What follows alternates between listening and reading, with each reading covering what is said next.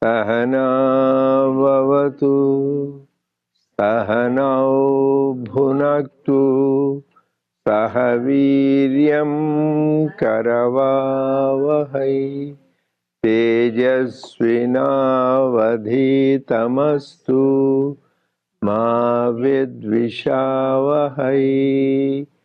Om Shanti Shanti Shanti. May the Lord protect us. May He nourish us. May we acquire the capacity to study and understand the scriptures. May our study be brilliant. May we not cavil at each other. Om, peace, peace, peace unto us all. Dear brothers and sisters, loving Sai Ram to all of you. We welcome everyone to the Sri Sathya Sai Baba Center of Arcadia. So we are continuing by Swami's grace, the Gita Jnana Yajna, and we are doing chapter 17. The e-copy, we have page 77. The hard copy, it is page 158. And in the original, the Bhagavad Gita, as we have it available, it is combining both chapter 8 and part of chapter 9, Swami. Mostly it's chapter 8, but one of the shlokas we discussed in 2 weeks is Ananyas Chintayanto Mam, that is from chapter 9, shloka 22. We said it's one of the 3 crucial, very important. Every shloka, every word of God is important, but these are the special Swami recommended. We need to all repeatedly contemplate on and remember that. And then we also talked last week about Sayujya. So the purpose of life is, to anyway you say, whether to merge in God, right? Or some people say, I want to realize God, or I want to be liberated.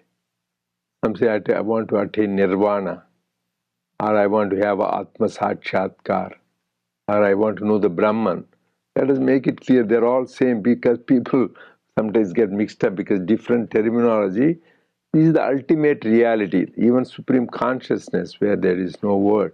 So whether you say Brahman, whether you say Atman, or whether you say the self-realization, these are all one. But Swami made it even simple. Say love, because God is love, love is God. So if you really have love, that is everything. That is Atma, that is Brahman, that is God. So the main thing is, and that everybody knows, right? Whereas God is something is in the what in heaven, you don't need to look or hear somewhere.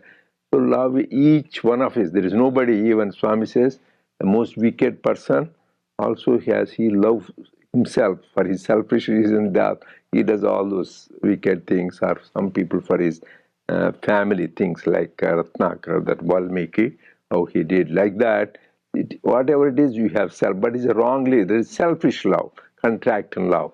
The whole purpose is expansion love. You same love you have, but instead of focusing on your family, yourself, some people, there's even worse. Some people don't even care about family and friends. They think about themselves. So then you expand family, then friends, then society, and then divine love, the great saints and avatars.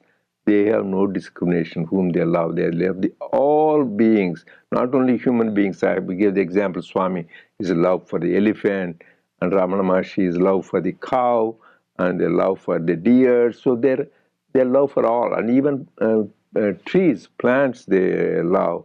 So the love is for all things. The whole creation, Swami says, nothing but is love. So that is the thing.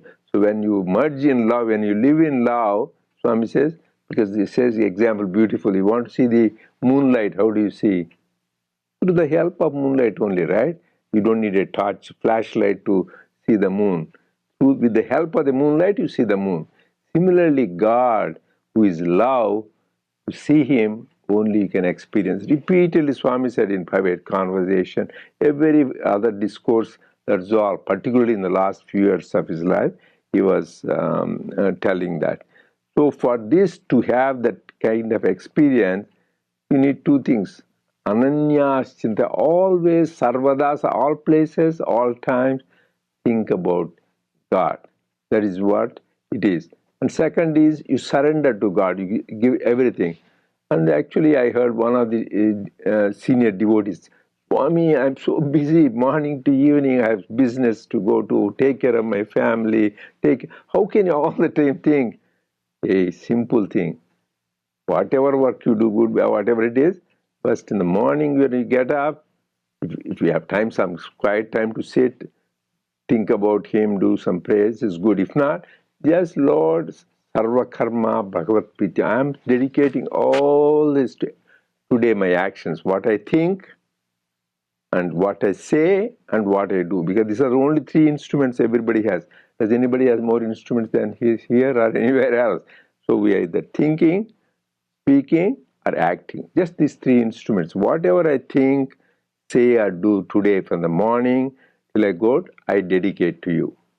And at the end of the day, again, if you don't have for long prayers, some of us like long prayers, right? Chiranjeev like a couple of hours prayers, some other people, which is good. So, but if you don't have, just says, Lord, I did your work. All the work I did, it is yours. I dedicate it to you. He says, then you don't have to worry about anything, no time or anything. Those just, it takes 2 minutes, there 2 minutes.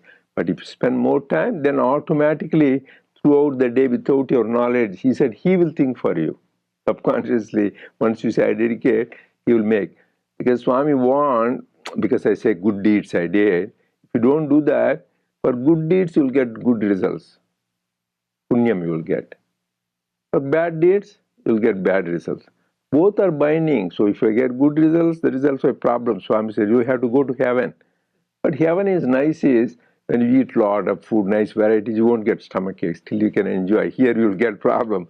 Or you have sense pleasures, and here you will get troubles. There you won't have problems. That is but they still have a problem with the senses. You can see the Puranas, all these demigods, even in Greek mythology, in our mythology, Indra, Varna, they all have the problem, the ego, I am great, I want to prove this. So even they have a problem. That is why last time, this is a very important point. Any place you go, heaven, that is why don't ask for heaven. You have to come back. After you finish your good karma, come back. If you don't want to come back, ayujya, that means there is it. So you don't want to come back. That is what this technique says. Abrahma lokalo. Whatever loka, some people say Krishna Bhaktas, I want to go to Golaka, Shaktilo. Some people why Vishnu Bhaktas, they say Vaikuntha, so Kaila. So all these places, you go there, come back. But this is place having gone where, coming back. Yadgatva nanivartante tadhama paramam mama. That is what Lord Krishna says. Having gone where, there is no more coming back. So that is what we should aim at the highest. For that, this is what we have to do. And Nirupama did that homework. She said she has something last week you wanted to share. So, and you have that thing you want to share today, or you want to continue? Sairam, last week the passage we read was short but very loaded. A few concepts we talked about, Sathya Mukti, which is sort of this idea of instant liberation, and then Krama Mukti, which is you follow a path. And I think the example that was given is it's like ants crawling to a piece of jaggery. So there's a path there. And I think one of the things that we had read about throughout is whenever someone is at their last breath, if they just say Om, that gives them Sathya Mukti there. So one of the things that came up that when Arjuna was speaking with Lord Krishna is he made this statement, and let me put my glasses on, I can't read. He said, this is to say, the souls that attain Kaivalya are destroyed, is it not? Or is there a difference between merging and destruction? Laya and Nasam. So I wanted to do a little more research on Kaivalya itself. And I think many people probably know, and Uncle, please feel free to. No. You just watch it because some of these concepts, there is nothing 100% wrong or good. The people understand. Same thing, Bhagavad Gita. It was given commentators by great scholars, great like teachers like Sarvepalli Radhakrishna, and great people like Bala Gangadhar Tilak, Vinoba Bhave, and then there are great saints who have written like Ramakrishna or many monks. And then we are like the avatar himself has given commentary. So the level of things also is different, how profound their commentaries are. Like Shankaracharya, Adi Shankara, they're very good. Ramanujacharya, Madhvacharya. There are many great teachers who have given commentary, different level of, and for us also, we are a different level of understanding. Remember, once it comes to college, oh, that guy is primary school boy, this high school, this college, people differentiate. But spirituality also, depending on people over many lifetimes where we did practice, we also have different level of understanding. Outside, everything looks good. Some people just stuck in only one thing, ritualistic worship. Some people just singing. Some people service. So some people to have, that is why Lord Krishna says, Vasudeva Sarvamiti Sammahatma Sudurlabha. He himself said, the Lord God said, there are many people, millions of people pursue to know me. Manushyanam Sahasris, millions, billions now. At that time, probably there were millions. Now it's 8.4 billion, I think, population on the earth.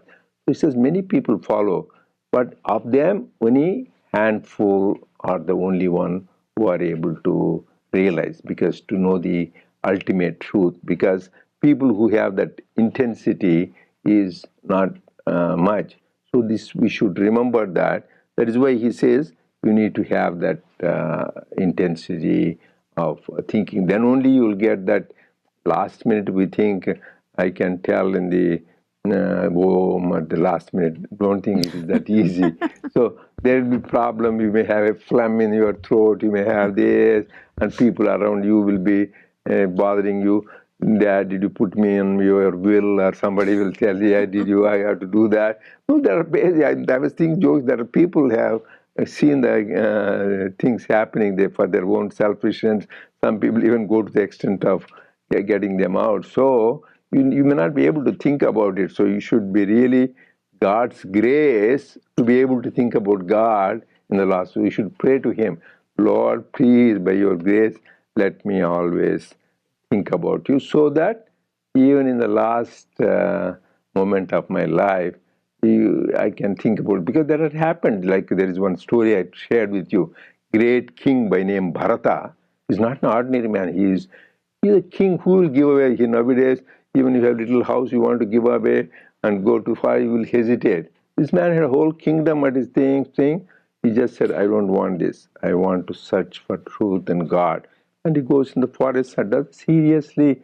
He meditates. That is why he's a great thing. On his name only, the whole Bharatvarsha is there. Then what happened? Everything is, it was out of compassion only. He saw a deer and that gave birth to a child and died. So he got so moved, compassion, because he's a spiritual person. He brought it up, took care. But then he got old, he was about to die. Then his whole thought was, who will take care of the after I am die? Who will take care of the deer? What will happen to this? And all that he's can. So next life, what happened? He was born as a deer. Because whatever thoughts you have last minute, you will burn. That is why some people say they're so attached to their family. Oh, my son, what happened? If they're too attached, they will be born as a dog in their son's house next life, because they are so much attached, they didn't spiritual. So don't get anything attached except God. That is the only one we should get attached. Not the possessions, not to the family or friends. Even so, attaching good thing. He was to a deer taking care. Next life was born a deer. Then after that, then he realized. Then he next time, it's a big story. You read Bhagavatam, you'll say Jada Bharata, story of it. Next life, he was born in a family. Then he was an enlightened man, but he doesn't even talk anything, because he says once he talks, he gets entangled. They thought this guy is a dumb guy. He's a moron, idiot. He doesn't know. But then they realized he's an enlightened man. Only one time, when the king, let me tell you anyway the story. So he was born in this family. Of all the children, they think he's the dullest guy. So they gave them work. Hey, take care of the cows, take them for grazing, or take for fields, mow the lawns, or thing. They used to use him for unskilled labor, thinking he's a dumb guy. So then when he was there, the king was going those days they used to carry them in palanquin, right? So 4 people. So there's one guy got disabled. So they saw this guy, oh, this guy looks very strong, good man, so take him. So they took him and he was carrying the 4th guy. So when he was carrying, he's so compassionate because even wherever he says ants or insects or thing, he avoids them. He moves legs away from them. Again, so that means whenever he's moving, that palanquin shakes. The king got upset. Who is this dumb guy? This is the things he's doing. He stops it. You are a dumb man. Why are you jumping around? Just carry. Don't you know I'm the king? And he gives a big discourse. Who is the king? Is that body the king? Who is the Atma? He gives a big. Then that king gets, oh my God, this guy is not an ordinary person. He honors him, just he falls at his feet. Because this man was incognito. He didn't want his thing to be known. That is why this big lesson, this beautiful story in Bhagavatam is there, Srimad Bhagavatam, if you want to read about Jada Bharata. So how all this evolution, many lessons. One is don't get attached to anything and then just keep silence. In the silence you can have the highest knowledge, like that. So this is the beautiful. Why did we go to that side? I got distracted. Why did we talk about levels of mukti, right? Yeah. So mukti just and whatever loka you go, you'll come back. But this, once you merge, there is no more coming back. So you don't have to repeat this cycle. That is the thing. so one of the things that interested me is this concept of kaivalya. There is a Kaivalya Upanishad you can read, and there's also the last chapter of the Yoga Sutras by Patanjali. Also has it's called Kaivalya Pada as well. So it's considered to be the ultimate goal of yoga practice, and considered it's the eighth limb. 8th limb is samadhi. That is same Samadhi, can yeah. be called kaivalya. Yeah. So the What are definition? the 8 limbs? We talk about 8. What are the 8 limbs? Anybody here? We are so many. We talked about it before also. Anyone he can hear tell here? Okay, I'll say yama, is the niyama, and then asana, pranayama, pratyahara, dharana, dhyana, samadhi. These are the Ashtanga Yoga. This is the 8 limbs of Patanjali Yoga Sutras. So that is why this dhyana is the 7th stage. So first you need to have this yama, niyama, asana, pranayama, pratyahara, then dharana. Then only dhyana. Dhyana is meditation, 7th stage. Then you get, if you do that, then you will get samadhi. So I'm happy you read at least Patanjali Yoga Sutras, at least refer to that, and Kaivalya Upanishad. The more you get to the background, you can understand these great teachings of our Swami and Lord Krishna. Because we can't read all these Upanishads. That is why 108 Upanishads. There are each Upanishad, if you read Bodharanyaka Upanishad, itself it will take you all your lifetime. So this is what Lord Krishna did. All the Upanishads, essence, he milked it and put it in a thing for us. There is a beautiful Sanskrit, but I don't want to bombard. It's a beautiful shloka in the beginning. Sarvopanishado gavo, dogdha gopalanandanaha, partho vatsah sudhir bhokta, dugdham gitamrutam mahat. Beautiful. That means all these Upanishads you compare to a cow. Dogdha, who is the one who is milking that cow? He is Gopalananda, Lord Krishna. But that won't be giving milk easily, cow. You need something to stimulate. Who is the stimulation? Partho Vatsa, the calf, is Arjuna. And so what is Gita Amrutam? He says this, what we are hearing is Amrutam, it is nectar, where drinking which you will become immortal. Gita Amrutam. So who is the one who can enjoy that Gita Amrutam? Sudhir Bhokta. Bhokta means the one who drinks. Person who has really good karma. That is why the people who come here for the Gita, it is God's grace. Unless, otherwise you will say, yeah, this is who wants to go, this is the dry. But really to put that thought in our mind, I want to listen to Gita, I want to read Gita, I want that you need God's grace and you have Sudhi, good mind to do that. So that is why what I said is Kaivalya Upanishad. Bro, I love Upanishad, I did that. But it's not easy to read that. So if you cannot read, just read Gita. It summarizes everything. It's all there. So I'm happy you read the Kaivalya Upanishad. I didn't read it. I read the diagram that's in the first couple of pages. Good. Somebody did a diagram. So good you're honest and said that. That's a good sign. But so Kaivalya is defined as ultimate spiritual freedom. It comes from the Sanskrit root kevalya, which is actually, it means isolation or aloneness, but not isolation in the literal term. So you're not expected to go into a cave and be by yourself to attain this spiritual freedom. What it really is it's considered to be the isolation of Purusha from Prakriti. So the way I view it is it's the transcendence of the true consciousness from the material encasing of that consciousness, which is sort of how Purusha and Prakriti, the relationship there. And it's considered to be absolute freedom. So you're unbound by your ego or your mind or any kind of sensory attachments at that point. And you get it's more about detachment. And you get this liberation. Through that detachment, you are liberated from the cycle of birth and death. And we'll talk a little more about the different paths of karma that Lord Krishna talks about. But here liberation means we think, oh, I'm liberated. Liberated from where? Liberated from bondage. It's more about bondage. So, it's emancipation of Maya. Maya is what, which the definition that I really liked, where you break free from this idea that you are this material being. Okay. You become through meditation and through practice, in like practicing Jnana Yoga, and Raja Yoga was another path there. You become more realized that what the existence really is consciousness, and not this attachment to the objective label or the objective form.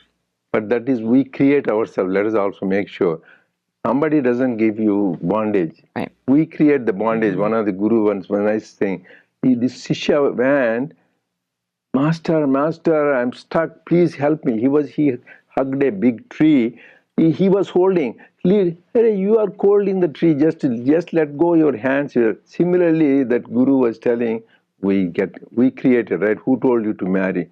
So you want your desire, we want to have a wife, then we want to have a children, then there you can stop, then you want to have grandchildren, then think about the grandchildren, their portion. So it goes on multiplier effect. The more, like Swami says, so more legs, like first 2 legs, you can walk freely. Then 4 legs, it is difficult. Then 8 legs, then 16 legs, then 20. So then they become first quadruped and octoped and hexaped. So it goes on increasing. Your mobility will be less. That means you are more bound. So see, but it doesn't mean you just get away from the relations. You love them inside, but think like Sri Ramakrishna said, they are nothing. Really your own is only God. Everybody is, you are playing a drama. You are playing your role the best. If that attitude, then they won't bind you. So you love, be in the world, Swami said, but not of the world. That is the whole secret of living. So don't getting entangled in that thing. It's Continue. basically distinguishing the soul from the material. So Material. yeah, so main concepts is this, they say isolation of Purusha from Prakriti. So basically what that means is that the soul recognizes its essential nature and it is unaffected by the material world. So anything that happens in the material world should not impact what is really within you. And then there's the liberation from rebirth. But there you can stop. That itself is a major thing. So is there anything which doesn't affect us? So that is the problem. That is what definition. So Swami gave a definition what devotion is. I told many times this before. What is the definition in that letter, great letter he wrote 1947 to his brother, Shesham Raju, he wrote, మంచి చెడ్డలు కూడా సమముగా భావించుటే భక్తి నాకు. What is devotion? Think. So everything you should think equal. It's not easy. Somebody praises, we feel very happy. Oh, I so feel. Somebody says this guy is useless, this person did that.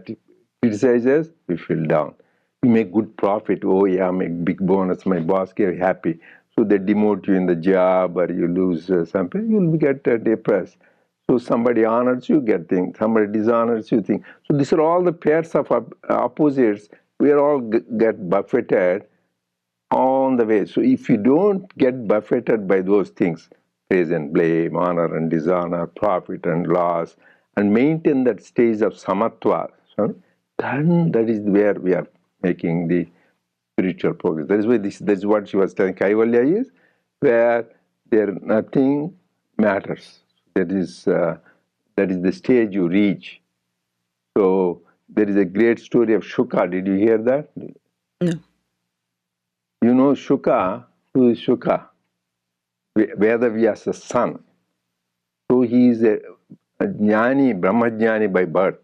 Just he never used to wear clothes, and he is the one who taught Srimad Bhagavatam to Parikshit for 7 days, one place, and he got liberated. So this Shuka, she used to wander from place. So he asked his father, Vyasa, he codified the Vedas, he wrote 18 Puranas. That's why he's called Veda Vyasa. So he asked his father, because when your father, even though he's your son, they won't think high of the father, right? So his father, tell me more. No, go to King Janaka, he will teach you. So he says, King Janaka, he's a king so busy with royal duties, all this, what can he take? But he didn't know Janaka, even though king, he was a Brahmajnani, he is called Rajarshi. So, okay, my father said I have to go, he goes there. He goes to the king, and then they say, Your Highness, this man has, this sage Shuka has come, son of. Then he says, let him wait.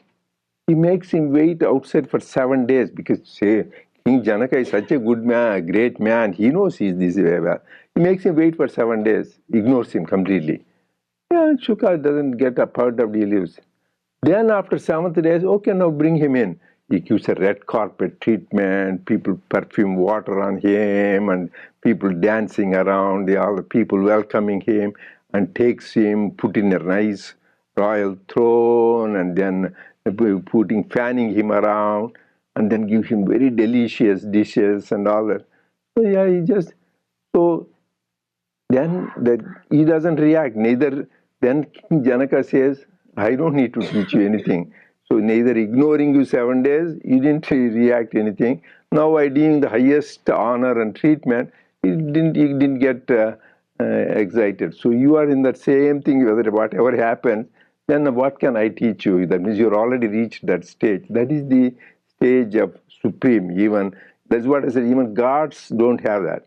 Even gods decide for this Brahmajnana state where you're always in bliss. Nothing outside matters for them. So that is the stage we all need to reach. Continue, please.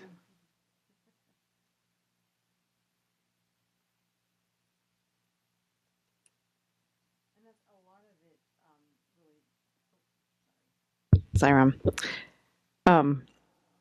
Yeah, a lot of what I read about this really talks about how this is sort of the final stage, and there are ways to get there.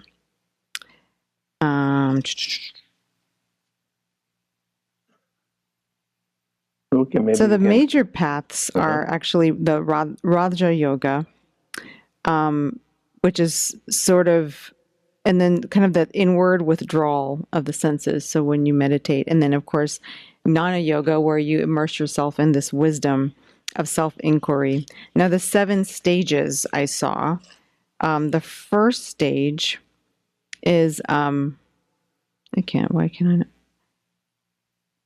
The realization that true knowledge actually comes from within. So then meditation is a way to achieve that. Recognizing causes of suffering. So we talk about attachment, and that we learn that all the time, that attachment is what causes suffering. Understanding of samadhi and self. No longer needing to perform rituals. Control over mind and mental processes. Freedom from influence of external influences and things, and then merging with your true or higher self, and then ultimately achieving liberation.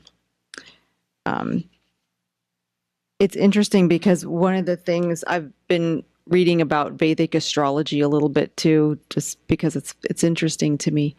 And right now we're in the sun sign of Libra. And one of the things according to Vedic astrology is this is a time where, because Libra is considered a sign of balance, and it's also balancing this idea of the spiritual self emerging from this attachment to an identification with the material body. As you go into and it's the 7th astrological sign. The 8th astrological sign is Scorpio. And in Scorpio, it's associated more with darkness, but darkness because there's a lot of self-inquiry. And because of that self-inquiry and really this yearning for something more, people wind up going through some tribulations and trials during that time. Then you achieve and I'm reading right now about the 9th astrological sign, which is Sagittarius. Interestingly, this happens to be Bhagwan's sun sign as well. And I thought it was nice that it's the 9th sign. But that's where we attain that spiritual awareness, and that spiritual knowledge is during the time of Sagittarius. And that's where I stopped, actually. Good, I'm Sagittarian, so I'm Sagittarian. Yeah, there you go. And Suma and some few people hope we can attain that. Libra is Haima, and a few other people who have. Libra, in general, I saw the personality of people, they're a little bit balanced, and easygoing. So some of these things, but these are all because of the influence of the planets. But ultimately, Swami says, my anugraha is there, no graha will affect you. Yeah. So you will go beyond the planets, but for that you need to have ultimately his divine grace. But otherwise, we are under the influence of planets, and that's why people believe in that. Okay, you want to read that? I can read. I think almost is up, or still 10 minutes. 10 minutes. So that was Kaivalya in a nutshell. So we will pick up at... No, you talk about Kaivalya, Lord Krishna says, Jnanadevatu Kaivalyam. So Kaivalya you can get only by Jnana. He didn't say selfless service is good, bhakti is good, but Jnana evatu, that is only by Jnana you will get Kaivalya. So that is the definition he gave. So we need all to think about getting. So these are all the like Raja Yoga, Bhakti Yoga, Karma Yoga are all good, but bending towards that supreme wisdom. It's that self-inquiry, and that's where a lot of times you really struggle a little bit, because you're looking for something more, and you're wanting to, that your soul has this path, has this goal, has this path and this goal that it's supposed to achieve. And so that's where a lot of people sort of suffer and struggle. And sometimes it even it comes during that time when maybe they're going through a challenging time, maybe a chronic health condition or something, career changes, things like that. So.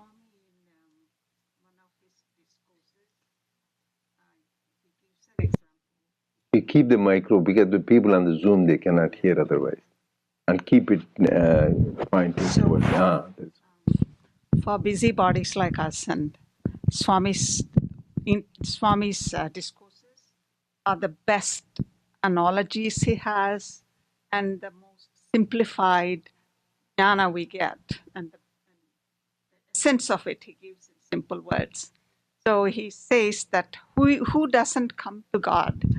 And he says, it's like he gives an example that say you attend go to a wedding, there's a big feast, lots of laddu and sweets and all that. Who doesn't want to eat them, right? And so you can go and eat, but somebody else says, no, I can't eat.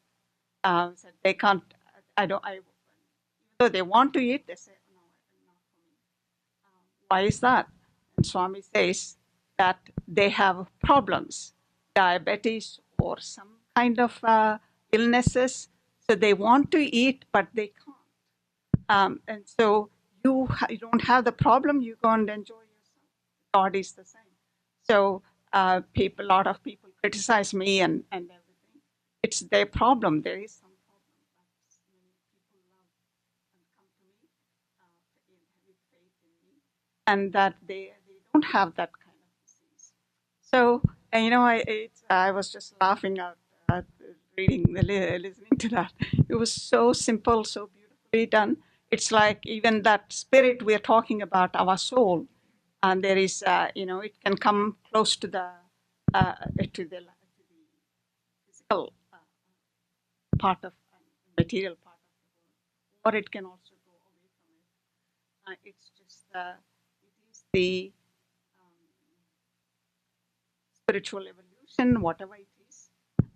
There is or a choice or some kind of other things that drag them towards the material things and not towards the God. So, the main point he is making is whenever there is nice food is there, somebody doesn't want it because of your sickness. Similarly, God, who is all love and sweetness, if you are not attracted to God, there are some people who say, oh, let us go for such and I will come some other. They will avoid. We all know in our families, friends, people who will say they will have some excuse not to go because they didn't develop the taste.